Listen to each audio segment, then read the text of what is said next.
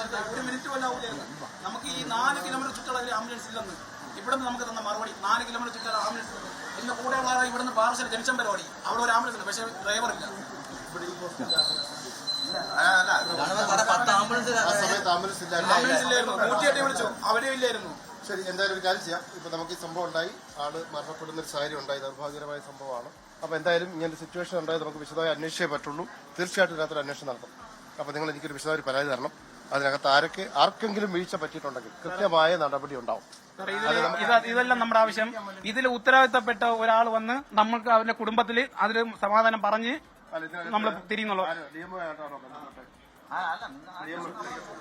Medical സൂപ്രണ്ടുമായിട്ട് ബന്ധപ്പെട്ട് കഴിഞ്ഞപ്പോൾ സ്ത്രീയാണ്, അവർക്ക് തനിച്ച് ഇവിടെ വരാൻ പറ്റാത്തൊരു സാഹചര്യം. അത് കുഴപ്പമില്ല, അവർ വരുന്നത് വരെ നമ്മൾ ഇവിടെ തന്നെ ഉണ്ടാവും. നമ്മൾ പോകുന്നില്ല. നമ്മൾ കേസിലെ കോൺട്രാക്ട് അസോസിയേഷൻ നമ്മൾ ഇനി ഇതിലൊരു തീരുമാനമാവുന്നവരെ നെയ്യാറ്റിൻകര ഡിവിഷനിൽ നമ്മൾ ഒരു കോൺട്രാക്ട് പണിയും ചെയ്യുന്നില്ല. ഇപ്പൊ ഒരു ഭാഗം മൊത്തം കറണ്ടില്ല, പോസ്റ്റ് പണിഞ്ഞ് കിടപ്പുണ്ട്. നമ്മൾ ആരും വർക്കിന് ഇറങ്ങൂല.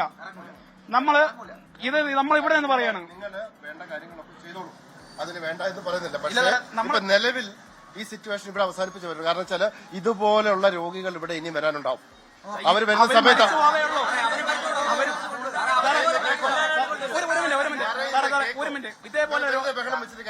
ഓക്സിജൻ മാസ്ക് ഇപ്പൊ ഒരു രോഗിയെ കൊണ്ടുവന്നു കഴിഞ്ഞാൽ ഈ ആളെ ഇങ്ങോട്ട് കയറ്റാൻ പോലും പറ്റില്ല. ഇവിടെ സാറേ ഈ രോഗി ആംബുലൻസ് കൊണ്ടുവന്നാൽ ഈ റോഡിൽ കൂടി എങ്ങനെ കൊണ്ടുവരും? ഈ റോഡിൽ കൂടി എങ്ങനെ കൊണ്ടുവരും? സാർ നോക്ക്, ഈ വളവ് നിലവിൽ നിങ്ങൾക്ക് പരാതി ഉണ്ടെങ്കിൽ നിയമപരമായിട്ട് പരാതി തന്നാൽ നിങ്ങൾക്ക് നടപടി സ്വീകരിക്കും. അതൊക്കെ തേഞ്ഞ് മാഞ്ഞു പോകും. നമുക്ക് ഇതിന് വിശ്വാസമില്ല. നമുക്കതിന് വിശ്വാസമില്ല. നമുക്കിതിന് ഉത്തരവാദിത്തപ്പെട്ട ഈ മരണത്തിന് ഉത്തരവാദിത്തപ്പെട്ടവർ വന്ന് ഒരു കൃത്യമായ മറുപടി തരാതെ നമ്മൾ തിരിയുമില്ല. ഒരു നടപടിയില്ല. കാഷ്വാലിറ്റിയിൽ 6 മണിക്ക് ശേഷം ഒരു ഡോക്ടറെ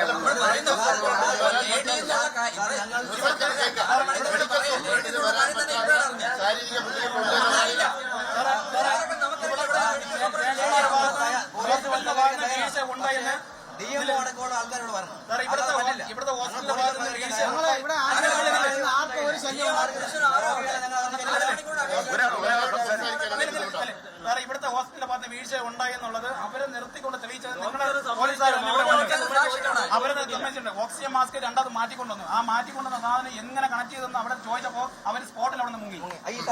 സാറുമാരുണ്ടായിരുന്നു, തെളിവുണ്ട്. ഞാൻ പറഞ്ഞില്ല, ഇത്തരം ഒരു സാഹചര്യം ഉണ്ടായി ഇങ്ങനൊരു സംഭവം ഉണ്ടായി. നിങ്ങൾ സംസാരിച്ചോണ്ടിരിക്കും, ഞാൻ സംസാരിക്കുക വേണ്ടാന്നുണ്ടെങ്കിൽ സാഹചര്യം ഉണ്ടെങ്കിൽ നിലവിൽ അതിനെ പരിഹരിക്കാനുള്ള അല്ലെങ്കിൽ അതിനകത്ത് നിയമപരമായിട്ട് നടപടി സ്വീകരിക്കാൻ അതിന് വിശക്തമായ നിയമങ്ങളുണ്ട്. അതല്ലാതെ വെറുതെ ആൾക്കൂട്ടം കൂടി ബഹളമായിട്ട് മാറാനാണെന്നുണ്ടെങ്കിൽ ഇതിന് പരിഹാരം ഉണ്ടാവില്ല. വാക്കാലല്ല, ഞാൻ പറഞ്ഞില്ല, നിങ്ങളുടെ രേഖാമൂലം പരാതി തന്നു കഴിഞ്ഞാൽ കൃത്യമായ നടപടി ഉണ്ടാവും. നമ്മളിപ്പോ ഇതിന് പിന്മാറണമെങ്കിൽ ഇതിന് ഉത്തരവാദിത്തപ്പെട്ടവർ വന്ന് ഇതിന് സമാധാനം പറഞ്ഞതിന് ശേഷം മാത്രമേ നമ്മൾ പോവുള്ളൂ. നമ്മൾ ഒരാളല്ല, നമ്മൾ ഈ നെയ്യാറ്റിൻകര ഡിവിഷനിലെ കോൺട്രാക്ടർ എല്ലാവരും ഉണ്ട്.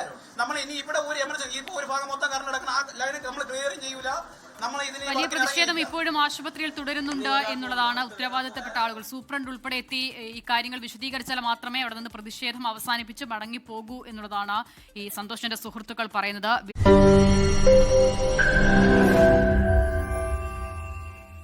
ലോകത്തെവിടെയായാലും ഏത് സമയത്തും 24 വാർത്തകളും ഓഗ്മെന്റഡ് റിയാലിറ്റി പാക്കേജുകളും എക്സ്പ്ലെയിനറുകളും വിശദമായി കാണാൻ ഞങ്ങളുടെ യൂട്യൂബ് ചാനൽ നിങ്ങൾക്ക് സബ്സ്ക്രൈബ് ചെയ്യാം.